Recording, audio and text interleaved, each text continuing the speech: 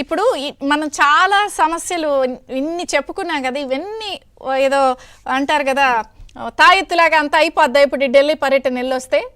ఈ వైఫల్యాలన్నీ సాఫల్యం అయిపోతాయా? అన్ని ప్లస్లు మైనస్లు ప్లస్లు అయిపోతాయా ఈ ఢిల్లీ పర్యటనతో? ఇవన్నీ కూడా ఎట్లా చూడాలి?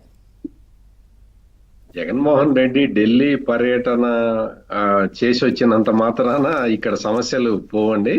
ఎందుకంటే ఇక్కడ సమస్యలన్నీ కూడా జగన్మోహన్ రెడ్డి స్వయం కృతాపరాధం, ఆయన స్వయంగా చేసుకున్నవి, కొని తెచ్చుకున్నవి. ఇందులో కేంద్ర ప్రభుత్వం చేయగలిగింది ఏమీ లేదు. మాక్సిమం ఏం చేయగలుగుతుందంటే ఆయన అనుకున్న డేట్లకి పోలింగ్ పెట్టగలుగుతుంది కేంద్ర ప్రభుత్వం.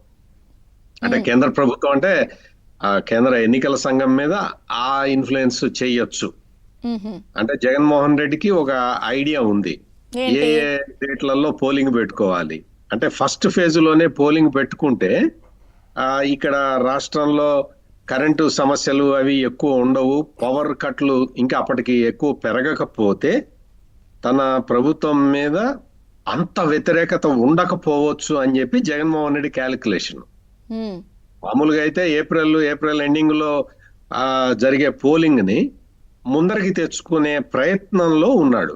అంతకు మించి ఢిల్లీ పర్యటనలో ఈయనకి ఇప్పుడున్న వ్యతిరేకత, ఈ ఎమ్మెల్యేల నుంచి వ్యతిరేకత, ఎమ్మెల్యేలు అందరూ తిరుగుబాటు చేయటం, ప్రజలందరూ అసంతృప్తిగా ఉండటం, ఈ ప్రజలు కూడా చాలా చాలా ఒక రకమైన ఫ్రస్ట్రేషన్ లోకి వచ్చారు. ఈ ప్రభుత్వం అంటే ఏంటి, ఈ ప్రభుత్వం ఏంటి ఇట్లా ఉంది, ప్రజల్ని టార్గెట్ చేసే ప్రభుత్వాన్ని మొట్టమొదటిసారి ప్రజలు చూస్తున్నారు కాబట్టి వాళ్ళందరూ తీవ్ర వ్యతిరేకతతో ఉన్నారు. ఇవన్నీ ఢిల్లీ వాళ్ళు ఏమి సెట్ చేయలేరు. వాళ్ళు సెట్ చేయగలిగింది, వాళ్ళు చేయగలిగింది ఎలక్షన్ డేట్ల గురించి ఏదన్నా ఈయన ఏదన్నా ప్రపోజల్ పెడితే వాళ్ళు ఏదన్నా కేంద్ర ఎన్నికల సంఘానికి వాళ్ళు ఏదన్నా రికమెండ్ చేయగలుగుతారు. అది అంతవరకే.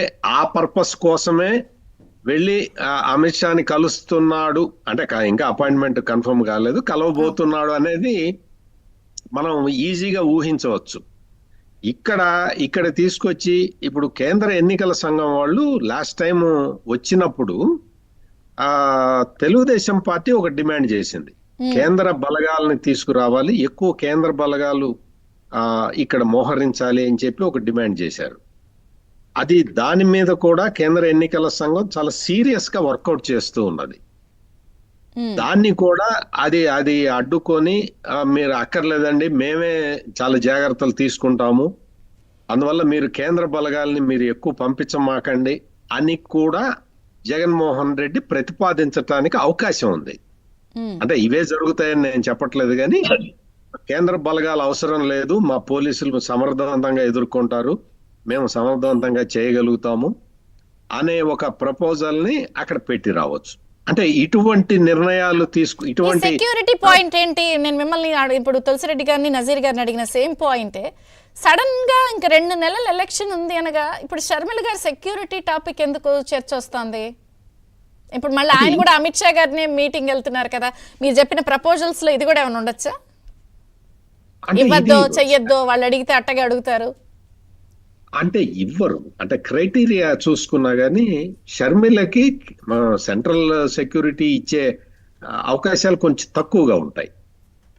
అదిగాక షర్మిల మనం చూస్తుంటే షర్మిల చుట్టూ మొత్తం కూడా బౌన్సర్లు వాళ్ళు సిద్ధంగానే ఉన్నారు. వాళ్ళేమి షర్మిల ఊరికే అట్లా వచ్చేసి ఒక్కతే రావట్లేదు. షర్మిల చుట్టూ బౌన్సర్లు ఉన్నారు, ప్లస్ కాంగ్రెస్ పార్టీ నాయకులందరూ కూడా ఆమె చుట్టూతోనే కూర్చున్నారు.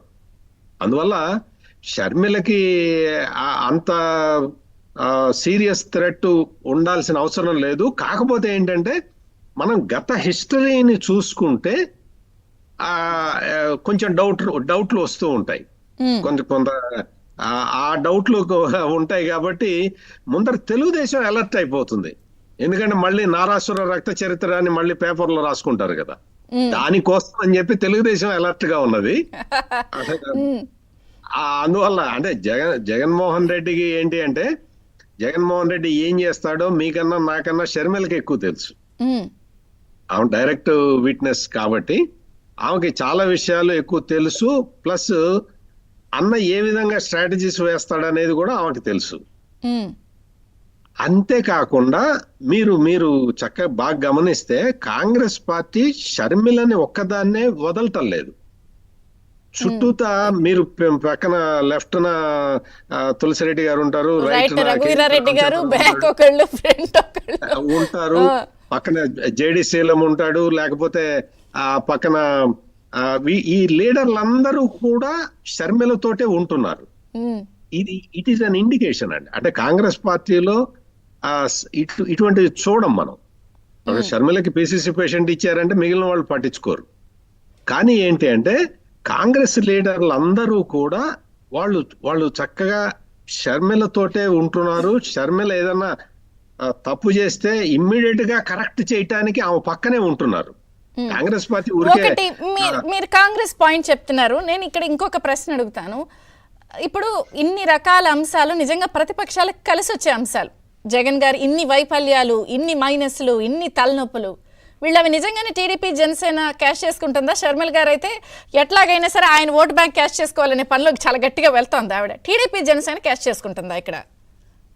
ఇప్పుడు అంటే వీళ్ళు క్యాష్ చేసుకోవటం కాదండి. కాంగ్రెస్ పుంజుకుంటే ఆటోమేటిక్ గా ఈ ఓట్లన్నీ జగన్ దగ్గర ఉన్న ఓట్లన్నీ కాంగ్రెస్ ఓట్లండి.